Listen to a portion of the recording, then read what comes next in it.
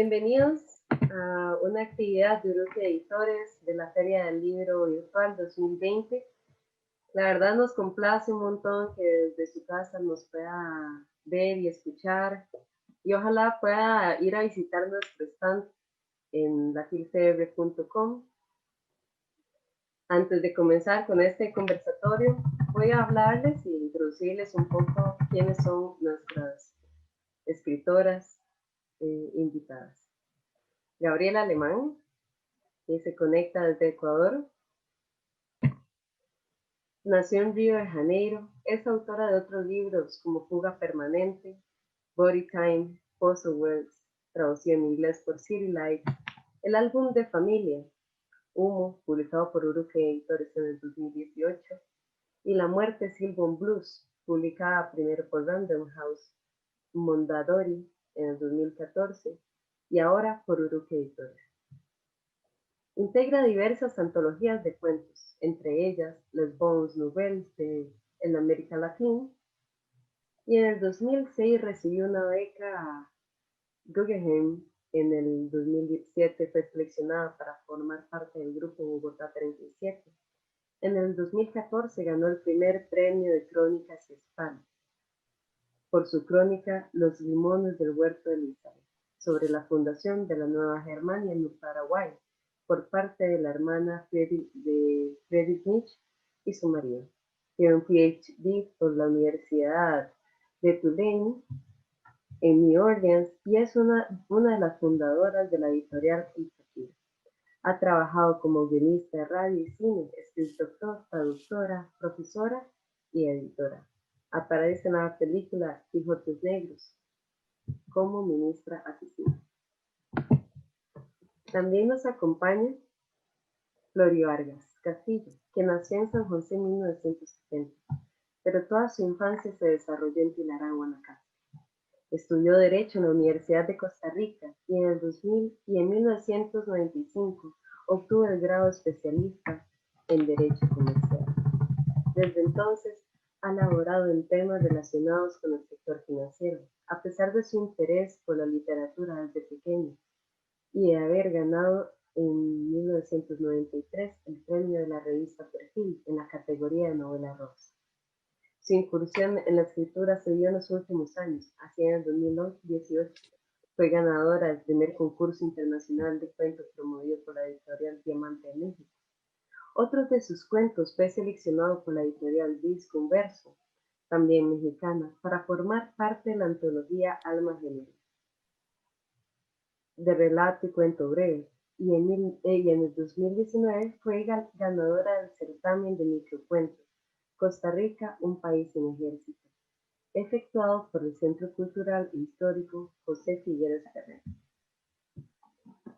Por último, y no menos importante, tenemos al escritor Bernabé Rocal, nacido en Alajuela en 1978.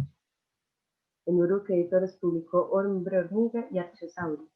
Ha participado como invitado en la Feria Internacional del Libro de Guatemala y en la Feria Internacional del Libro de Guadalajara. Una muestra de su obra fue seleccionada para integrar la antología centroamericana de microrelatos Tierra Breve. Artículos de su autoría han aparecido en diferentes medios escritos. Me gustaría concederle la palabra y que nos cuenten un poco de sus libros recientemente publicados en Uruque Editores que abarcan el género de cuentos.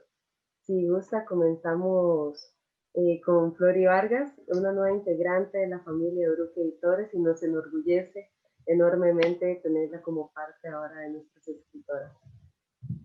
Muchísimas gracias, Marcela, y un gran saludo a los escritores que nos acompañan esta noche.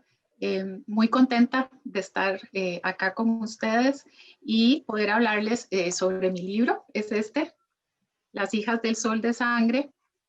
Son cuentos, bueno, yo le llamo en cierta forma, hasta le cambié el nombre, porque yo digo que es una cuentovela, porque son cuentos que por la interconexión que tienen se pueden ver en su conjunto, en cierta forma. son historias de mujeres desde una perspectiva un poco del realismo mágico, tratando de encontrar un porqué nosotras, las mujeres, en el transcurso de la historia, hemos tenido un papel muy diferente al de los hombres en esta sociedad tan patriarcal. Entonces trato a través de estas historias de exponer esos sentimientos que tenemos las mujeres, la impresión que nos da escrutar la historia y ver cómo se dieron las cosas, por qué en aquellos años a una mujer que estudiaba, que sabía de medicina, terminaba quemada en una hoguera, por ejemplo, siendo catalogada como bruja. Y entonces todos estos hechos nos permiten ir planteando desde lo que pudo haber ocurrido al inicio de los tiempos, si las mujeres hubiéramos tenido un papel distinto, hasta llegar al futuro, donde podríamos ver con esperanza qué podría cambiar si se nos dan las oportunidades. Y los invito a leer el libro. La verdad, a mí me llena mucho de satisfacción el resultado, porque son historias que me fueron llegando casi como si los personajes me buscaran, más que estar pensando yo sobre qué iba a escribir, y, y creo que el resultado les va a gustar muchísimo. Muchas gracias, Flori. La verdad que eso de pensar un libro de cuentos como uno solo, creo que le da un carácter también muy fuerte como al libro, ¿verdad? Y es también lo que a veces diferencia a un libro de cuentos como solamente una antología, sino que esa unidad que permite terminar una historia que uno pensaba que estaba terminada en otro capítulo, la verdad que es sustancioso. Muchísimas gracias.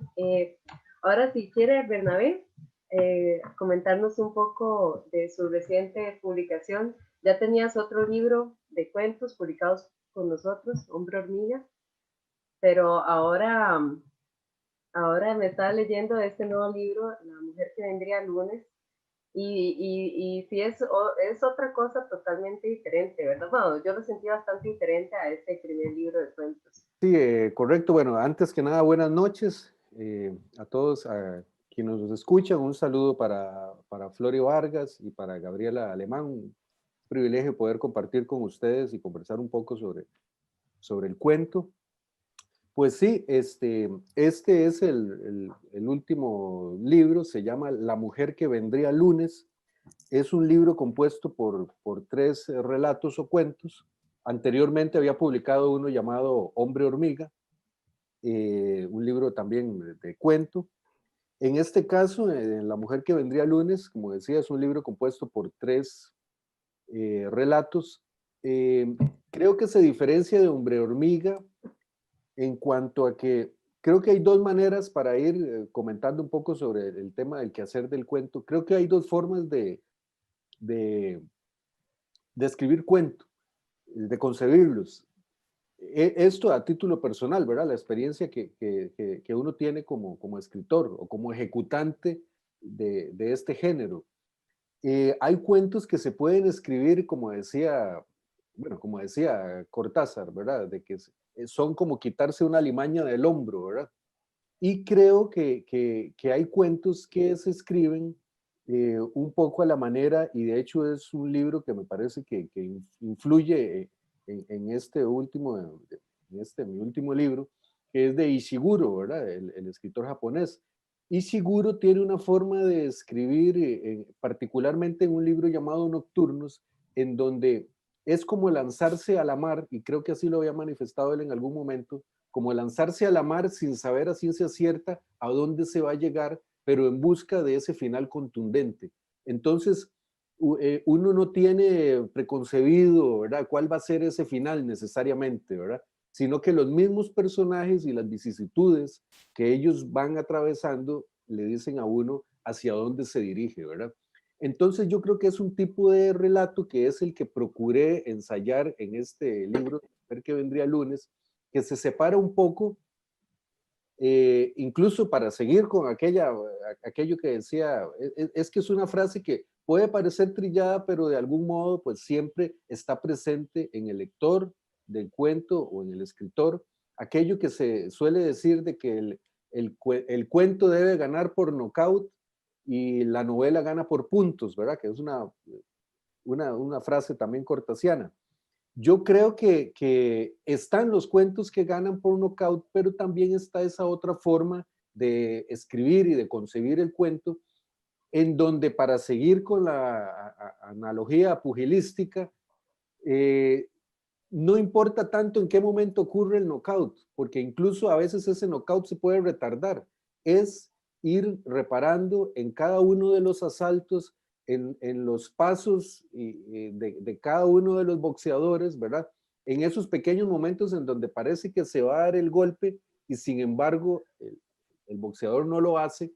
Entonces hay un goce también en la manera en que se construye el cuento, ¿verdad? Que es un poco como decía la manera de Ishiguro, Felisberto Hernández, por decir otro ejemplo, Gogol, ¿verdad? También, grandes exponentes del cuento en donde me parece que se retarda ese momento, ¿verdad? ¿Por qué? Porque el cuento también es es un género en donde yo creo que el hecho de que lo haga tan seductor es porque en un espacio corto, que es una de las características del cuento y uno de sus fuertes, en un espacio corto podemos ser testigos de ese momento, de esa fusión entre la literatura y la vida, esa fusión entre la literatura y la vida que está presente en la narración, en el arte de la narración. En el cuento lo podemos apreciar, ¿verdad? En un momento, en un lapso corto. Es como si viésemos cómo se gesta la vida, ahora haciendo una alegoría científica, en una caja de Petri, ¿verdad? Entonces podemos atestiguar eso ahí, y yo creo que eso es uno de los fuertes del cuento que lo hacen seductor. Entonces, creo que en lo que se diferencia mi último libro, que se llama La mujer que vendría el lunes, de Hombre Hormiga, es que este tipo de relato sigue como esa intención de lanzarse desde la primera línea a ver qué va a suceder, que esos entes experimentales, como los llamaba Kundera, que son los personajes, comiencen ellos a dictar sus propias reglas y más bien uno como escritor dejarse llevar por ese juego.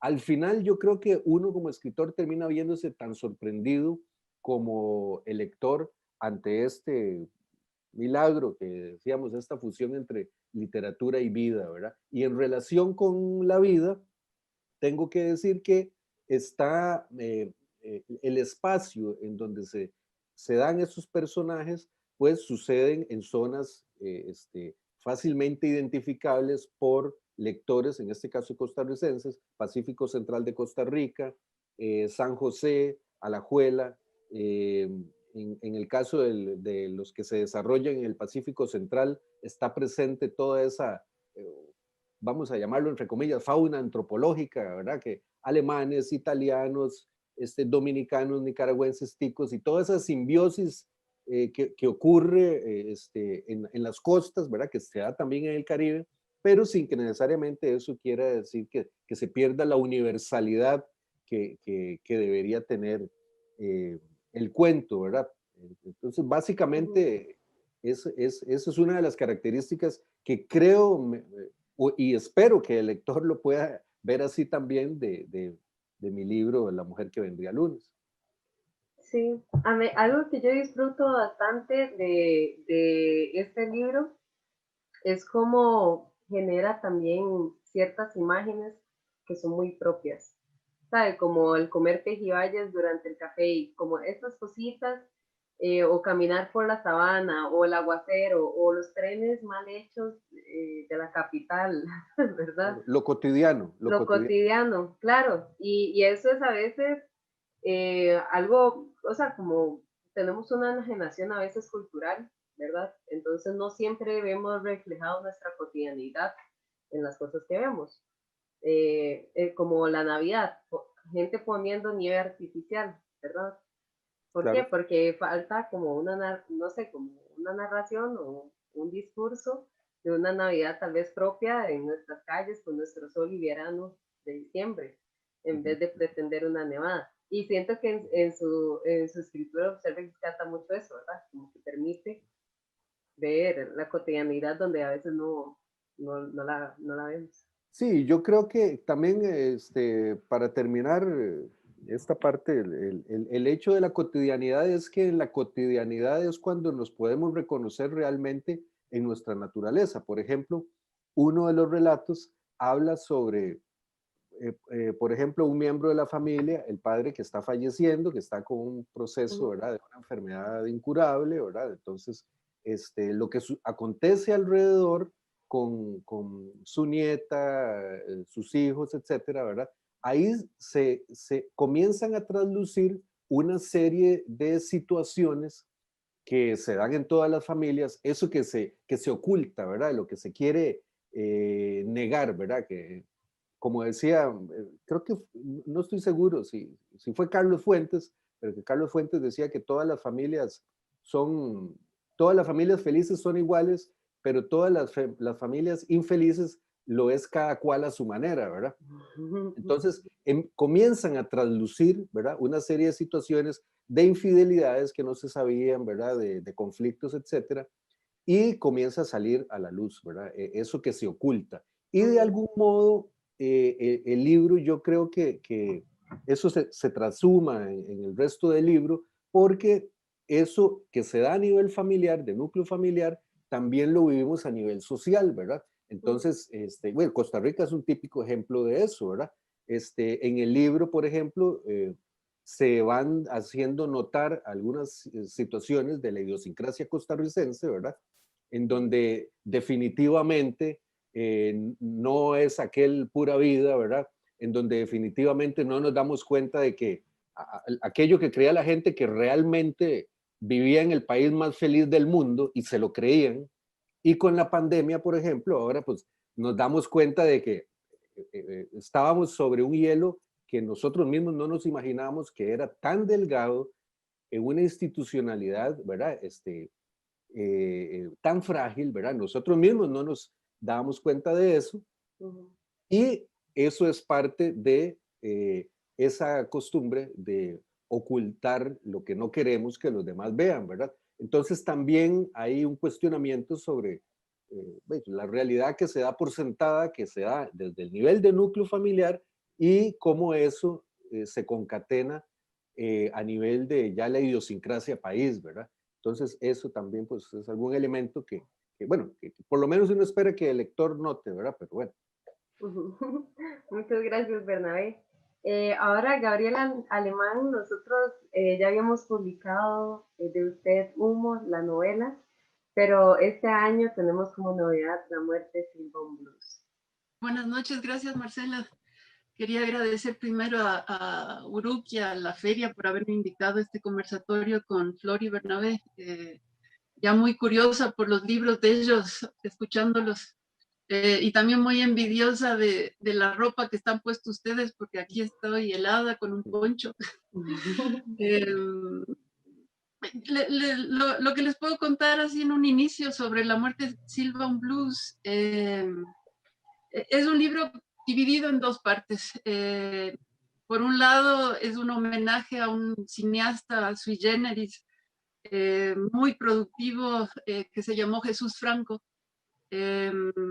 español, que tuvo que salir de España perseguido por la dictadura de Franco, acabó en Francia y tuvo una carrera prolífica de más de 3 décadas, 4 décadas, donde produjo más de 250 películas. Yo hice un doctorado en cine y llegué a él por algunos vericuetos extraños, porque yo estaba investigando sobre cine ecuatoriano y en la década del 70 se grabó una película de terror en Ecuador con un director español, y buscando la pista de este director español me metí a los archivos a buscar la producción de terror en España, y encontré a Jess Franco. Y Jess Franco se llamaba Jess Franco, Jesús Franco. Fue el tío de Javier Marías, de esa conexión extraña con la literatura. Y lo que tenía de singular este director es que él trabajaba con actores naturales. Y en lugar de buscar estrellas o a actores que tuvieran una experiencia específica, buscaba tipos humanos, buscaba a un hombre mayor de 80 años, a un adolescente de 16, a una mujer de 30, a un hombre de 50. Y un poco tomé esos elementos de las películas de Franco para incorporarlas al libro La muerte silbó un blues. Entonces todos los cuentos tienen títulos de las películas de Jess Franco y ninguno de los cuentos tiene, los personajes tienen nombres, sino que son tipos humanos, ¿no? Hay un personaje mayor, un viejo de 85 años, por ahí hay una mujer de 35 que se repite a lo largo de los cuentos en distintos ámbitos, por momentos aparece en Ecuador en la década del 30, por momentos aparece en el Paraguay del siglo XXI, por momentos aparece en la frontera argentina-brasileña, por momentos aparece en Nueva York. Y entonces era una suerte de experimento con la forma del cuento. Y después, la segunda parte del libro tiene que ver con mi interés por la historia ecuatoriana. Y en la década del 30 y del 40 en Ecuador fue muy singular en varios aspectos. Uno de ellos fue que Ecuador fue el último país en recibir migrantes de Europa que estaban huyendo de la Segunda Guerra Mundial, del nazismo que estaba estableciéndose en ciertos países. Y Ecuador hasta ese momento era una sociedad, la sociedad ecuatoriana era muy cerrada, y de pronto llegaron checos, húngaros, alemanes, austríacos, y se comenzaron a abrir cafés, se comenzaron a abrir sitios para escuchar música en vivo, se comenzaron a aparecer librerías que se especializaban en libros en inglés, en alemán, en francés, y ya no solo estaba esa cultura ecuatoriana, sino que comenzamos a tener contactos con otras culturas. Y entonces, cuando me puse a investigar la década del 30 con estas llegadas, vi con algo que es fascinante en Ecuador y sobre todo en la historia de los medios de comunicación ecuatorianas, es que un radiodifusor replicó lo que hizo Orson Welles en la década del 30, los finales del 30 en Nueva York, que fue la versión radiofónica de La Guerra de los Mundos, de la novela de H.G. Wells, cuando aterrizan los marcianos en Nueva York, y se creó en el 38 en Nueva York un alboroto y tuvo que ser interrumpida la transmisión de este radioteatro porque la gente pensó que era real. En 1949, y esto es algo real, se dio la misma situación en Ecuador 11 años después, y aquí la situación fue mucho más dramática porque murieron 7 personas. Se incendió la radio Quito, que quedaba en las mismas instalaciones del periódico más grande de Quito en ese momento, que era El Comercio. Y por poco estalla la instalación porque en los sótanos del periódico estaban las imprentas con todos los químicos para producir el periódico, el tiraje diario. Entonces me metí en un largo cuento que abre la colección de La muerte silbó un blues a narrar la llegada de este guión, la llegada de los marcianos a esta ciudad un poco franciscana y cerrada de Quito, que de alguna manera se sintió señalada para que llegaran los extraterrestres al Ecuador. Entonces es una serie de cuentos que giran en torno a ese momento y ligados a la manera de producción de Jess Franco con estos personajes que van saltando de época y de país. Muchísimas gracias, Gabriela. Me parece súper interesante eso de incluso como restarle importancia a los nombres de los personajes, ¿verdad? Para irlos como construyendo en el camino y que la gente también tenga como que pensar en, porque a veces los nombres nos hacen no tener que buscar como una personalidad demasiado clara como para sentir que es como lo mismo, ¿verdad? Porque entonces pueden tener diferentes personalidades en diferentes momentos, pero si se llaman igual, sabemos que es esta persona. Y entonces que no sea eso lo que genere como el hilo conductual, me parece muy brillante. Pero muchas gracias a todos y a todas por compartirnos, ¿verdad? Esta pequeña pincelada de lo que es su trabajo. Y creo me gustaría aquí abrir como la conversación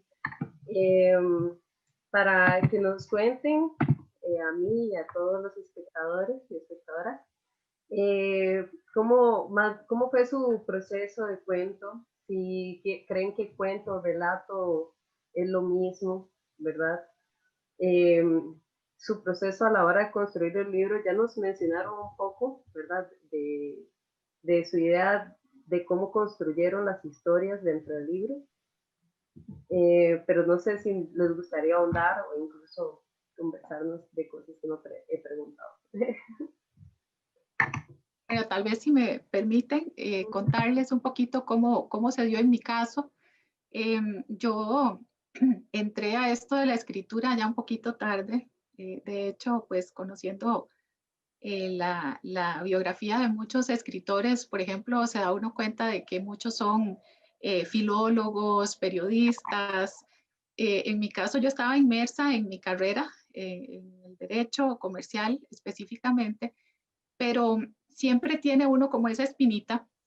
Y por ejemplo, hace muchos años, cuando no existía todavía el WhatsApp y todo esto, que acostumbrábamos tal vez a hacer un grupo de excompañeros del colegio, pero por email, ¿verdad? No teníamos esta facilidad de ahora. Cuando me di cuenta estaba enviándoles relatos, ¿verdad? Y en esto sí, yo tal vez desde mi perspectiva hago como esta distinción, ¿verdad? Para mí el relato es un poco más vivencial, un poco más contar las cosas tal vez de un poco más adornado, pintoresco, exagerado, como sea, pero hechos en sí, ¿verdad? Y sobre todo cosas que a uno le han ocurrido, ¿verdad? Y de hecho, a raíz de todo esto, cuando yo les enviaba a ellos estos relatos, fue cuando empezaron a decirme, mira, deberías escribir algo más en serio, y bueno, por ahí empezó el asunto. Esa fue, digamos, el primer contacto con el relato.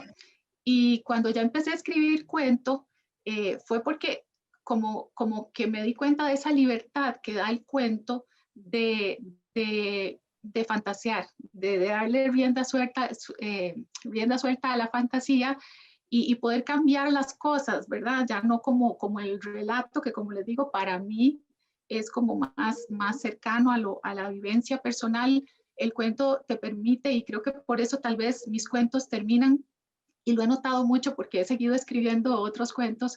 De hecho, ya casi termino otro librito de cuentos. Y me doy cuenta de que sí tengo como esa tendencia al realismo mágico, a querer que se convierta el cuento en una manera de poder incluso cambiar las cosas a como uno quisiera o como pudieron haber sido. Y entonces, incluso a futuro, ver, ¿verdad? Cómo va a ir evolucionando la historia.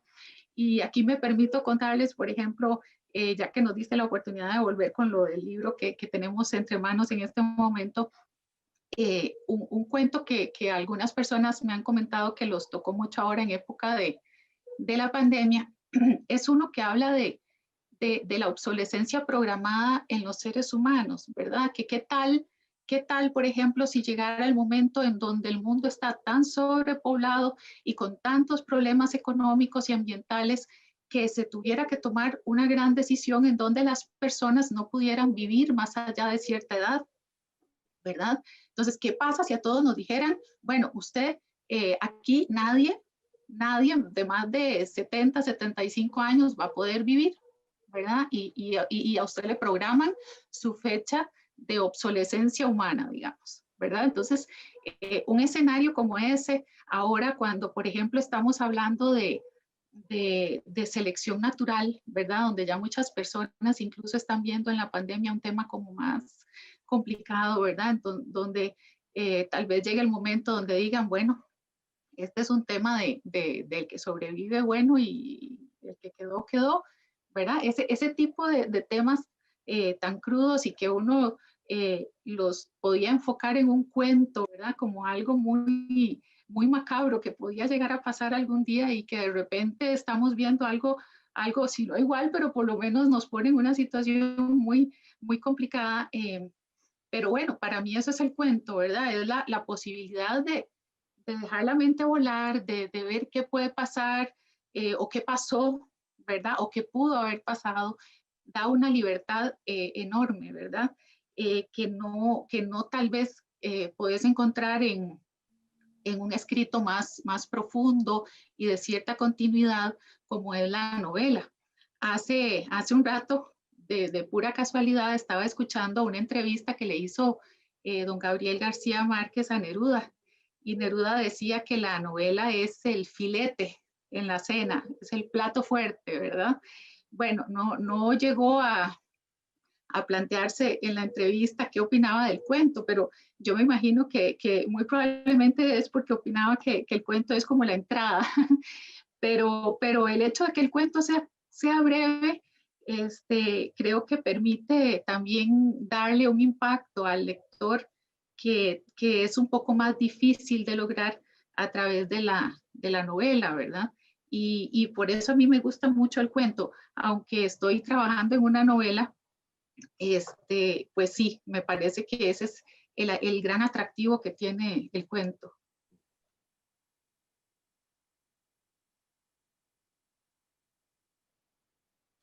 No te escucho.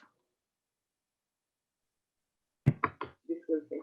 Sí, qué interesante eso, que creo que es un error, no sé por qué en la academia suele suceder que se hacen jerarquías de los géneros, se hacen jerarquías de las formas de investigación, ¿verdad?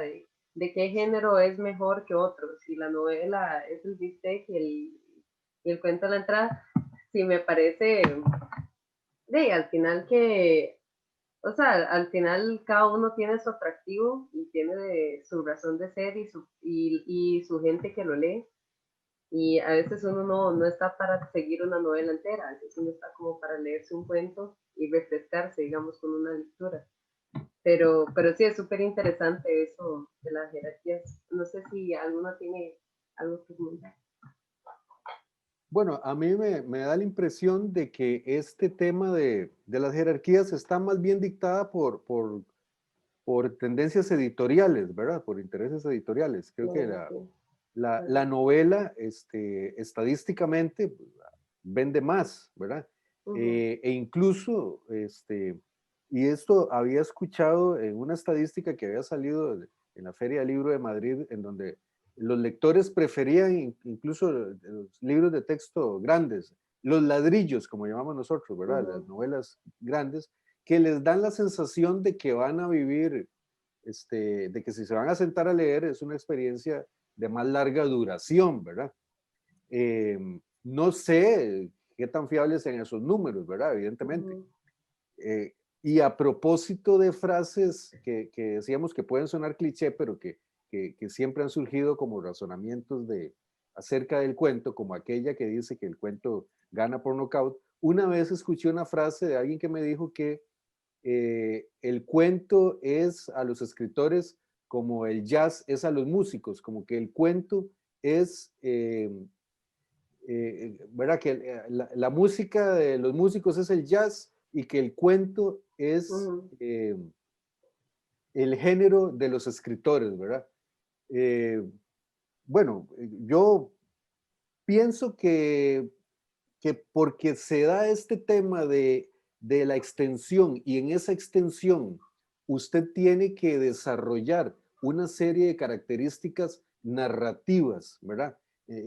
Como por ejemplo, captar la atención del lector, generar tensión, arrastrarlo, ¿verdad? Y lograr esa contundencia en final, pues tal vez sí me da la impresión de que es un reto para un escritor y por ende podría estar de acuerdo con esta observación de esa comparación con el jazz. La novela es un género que te permite de pronto puedes aflojar en determinados capítulos, ¿verdad? Pero te da más margen de error, tal vez, ¿verdad? Esto es relativo y es a título personal, ¿verdad? El cuento no da concesiones en ese sentido, ¿verdad? Pero me parece algo interesante. En lo personal, eh, creo que el tipo de cuento que hoy trato de hacer es un cuento en donde me permita explorar, por ejemplo, ambientes, ¿verdad? Bueno, rusos, Gogol, por ejemplo, Henry James, ¿verdad? Para citar algunos, ¿verdad? De toda esta herencia cuentística, ¿verdad? Costa Rica como escenario para la literatura es casi inexistente, ¿verdad? La literatura costarricense pues le ha costado muchísimo, ¿verdad? Trascender, romper fronteras. No hay una, digamos que es algo que a mí me gusta llamar la psique tica, ¿verdad? La psique tica en el escenario literario internacional, al menos latinoamericano, aunque evidentemente tenemos muy buenos exponentes, ¿verdad? Tal vez con la globalización, con el fenómeno que se dio de la globalización, con el que haya emergido una cantidad de editoriales privadas, ¿verdad? Al haber más oferta, yo creo que eso se ha ido rompiendo de a poco. Y de hecho me llama la atención y es una pregunta que quería hacerle a Gabriela en algún momento, me llama la atención esto de que los marcianos llegan al Ecuador, ¿verdad? Que de algún modo existe la necesidad de cómo hacer para que eso que yo llamo la psique, en este caso tica, ¿verdad? De que nuestras historias, o más bien que el lector se dé cuenta de que los marcianos llegan a todas partes y no necesariamente a Manhattan, ¿verdad? Sino que todo está aconteciendo en las 4 cuadras que componen el lugar donde habitamos, ¿verdad? De hecho, Crimen y Castigo, por ejemplo, pero ya que, bueno, hablando de novela, ¿verdad? Se desarrolla en unas cuantas cuadras, ¿verdad?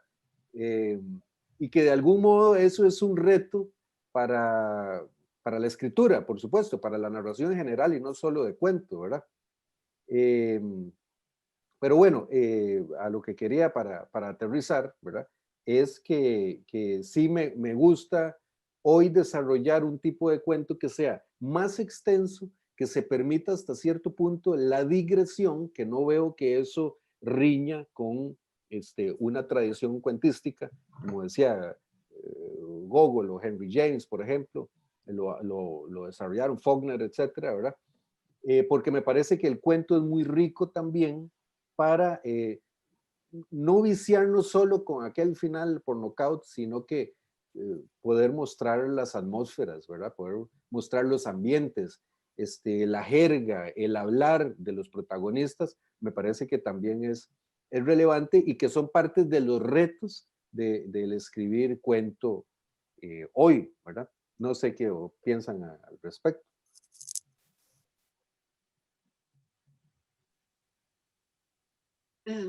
¿Puedo responder yo, Bernabé, a lo de los marcianos? Claro, por favor. Sí, sí. Luego de que ocurrió en Nueva York la transmisión de Orson Welles en el 38, 2 años después se hizo una transmisión en Chile.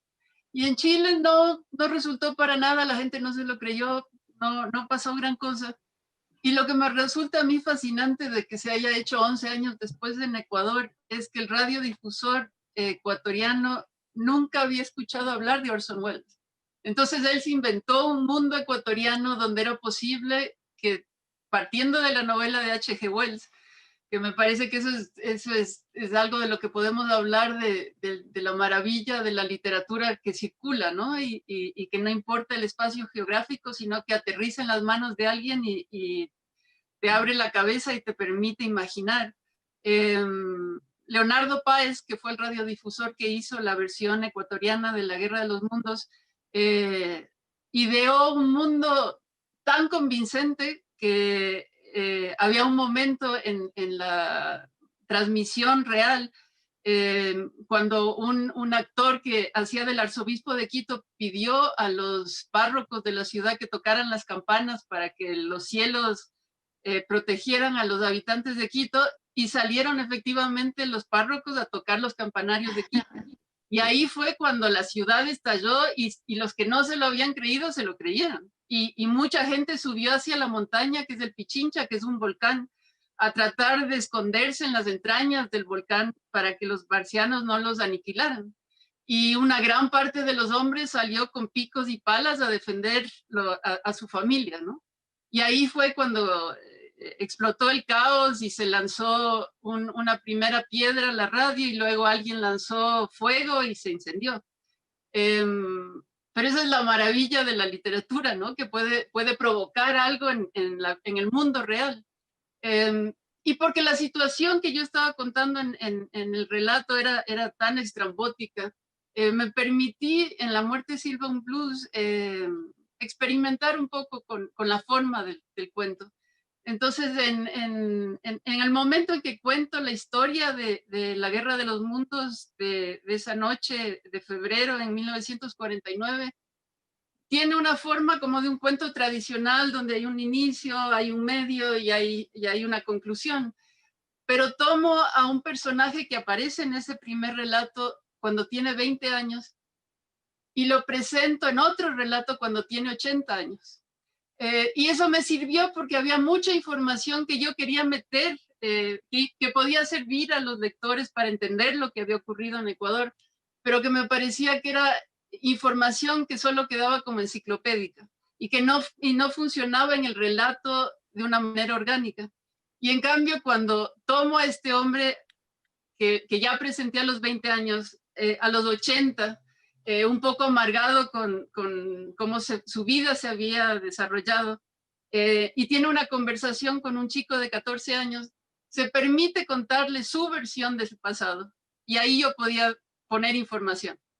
Y después lo que hice también es que, no sé ustedes, pero a mí me fascinaba de adolescente leer novelas que funcionaran como diarios, que un poco es algo que se ha perdido, que tal vez ahora se ha reemplazado con Instagram, que uno toma una foto y anota lo que había vivido ese día, pero hay grandes novelas que tienen formato de diario, donde uno pone la fecha y el mundo interior de ese personaje es el protagonista.